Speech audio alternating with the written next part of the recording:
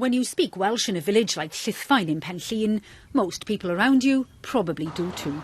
Only in Gwynedd and Anglesey now is the Welsh language dominant.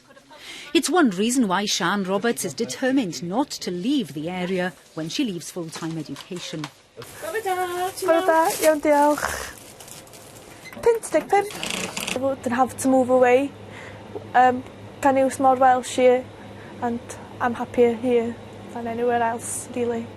But there's been a sharp fall in the numbers of Welsh speakers here. It's down by some 3%. Next door in Ceredigion, it's an even bigger fall, down 5% in the last decade. The fall in Carmarthenshire is 6%, making Welsh the minority language in both counties for the first time.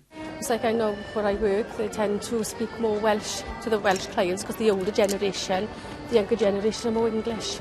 If I'd been able to fill a census in years ago, I probably would have put Welsh at the time, but because my main language is English now, I've lost my Welsh. I only speak it now and again. Back in 2001, the decline in the heartlands was offset by big gains in the south-east. Not this time. It's a very small increase, despite new schools like Ysgol Bro Teirnon in Newport responding to the demand for Welsh education from non-Welsh-speaking parents.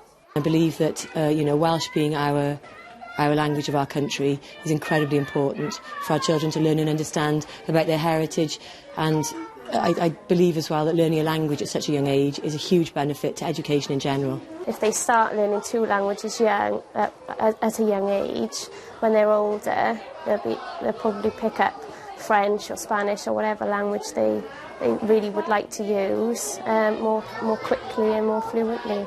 But persuading young people to speak Welsh outside school is the key, says Carwyn Jones, the dad.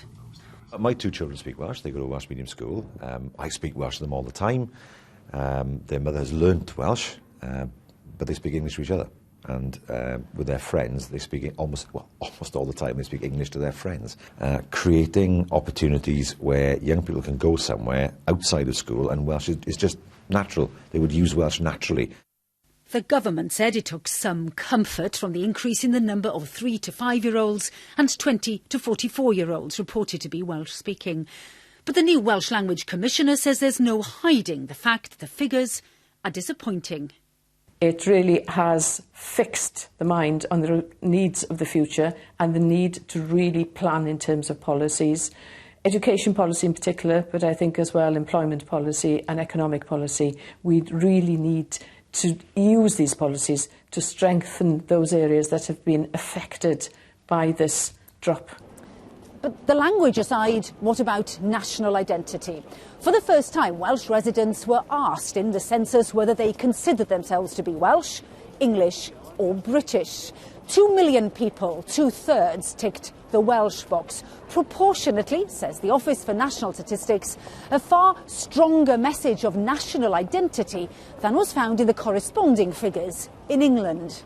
I think it's difficult to know what people mean by Welsh identity. Often when they talk about Welsh identity, they're referring to language, for example, or whether or not they were born in Wales. And I think people's affiliations with the country vary depending on how long they've been living here, what kind of relationship they have with the communities that they're living in. It's not just down to whether or not they speak Welsh anymore. Today we got the headlines. Next, more number crunching and delving deeper into the figures to tell the story of what's really changing in Wales and why.